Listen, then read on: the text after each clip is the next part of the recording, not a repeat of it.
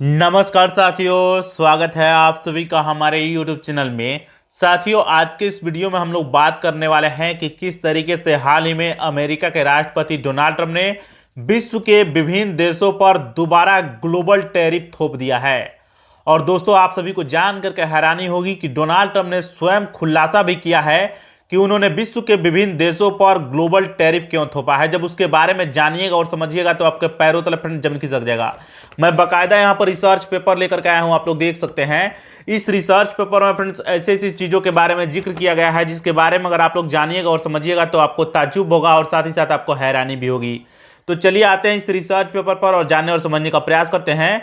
दोस्तों, इस research paper को समझने के लिए आपको थोड़ा सा एक बात जानना होगा। दोस्तों, जैसा कि आप सभी को पता होगा कि डोनाल्ड ट्रंप दुनिया भर के देशों पर टैरिफ लगाए हुए हैं और इस टैरिफ को हाल ही में अमेरिका के सुप्रीम कोर्ट ने रद्द कर दिया था।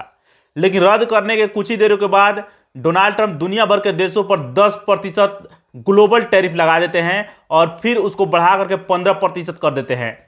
अब आइए रिसर्च पेपर पे आते हैं, आपको आसान होगा और समझने में। दोस्तों, मैंने इस रिसर्च पेपर का टाइटल लिखा हुआ है तो इसलिए डोनाल्ड ट्रंप दुनिया भर के देशों पर दोबारा टैरिफ थोप रहे हैं। हुआ भयानक खुलासा, स्वयं खुलासे भी किए हुए हैं। तो चलिए एक एक चीज को जानते हैं और समझने का प्रयास करते हैं।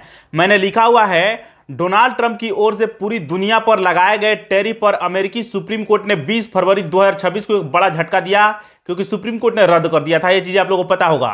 सुप्रीम कोर्ट ने ट्रंप के वैश्विक टैरिफ को असंवैधानिक बताया है, यानी जो अमेरिका का संविधान है उसके अनुसार यह टैरिफ नहीं है। यह चीजें ध्यान रखिएगा क्योंकि international emergency economics power act का दुरुपयोग ट्रंप ने किया है, ऐसा सुप्रीम कोर्ट का मानना है। अमेरिका का जो सुप्रीम कोर्ट है उसका मानना है कि डोनाल्ड ट्रंप अमेरिका के international emergency economic power act का दुरुपयोग कर रहे हैं।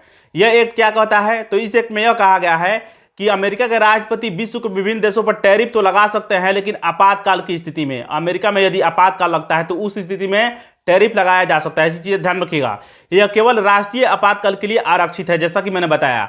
इस फैसले से ट्रंप के आर्थिक एजेंडे को गहरा धक्का लगा, जैसा कि मैंने बताया, क्योंकि यह टैरिफ लगभग सभी अमेरिकी व्यापारिक भागीदारों पर लागू थे। तो चीज ध्यान रखिएगा। सुप्रीम कोर्ट ने कहा है कि टैरिफ लगाने का अधिकार कांग्रेस को है। कांग्रेस क्या है?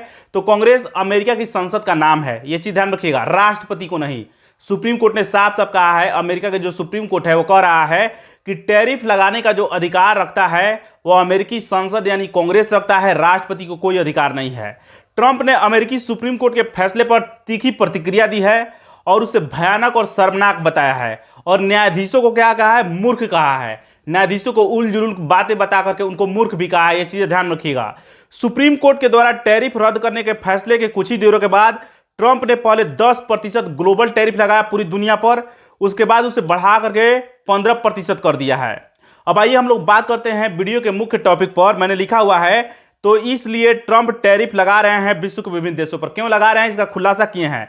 ट्रंप का मानना है कि विश्व के कई देश दशकों से अमेरिका का फायदा उठाते आए हैं, लेकिन उनकी सरकार अब उसे रोक रही है। ट्रंप का ऐसा मानना है।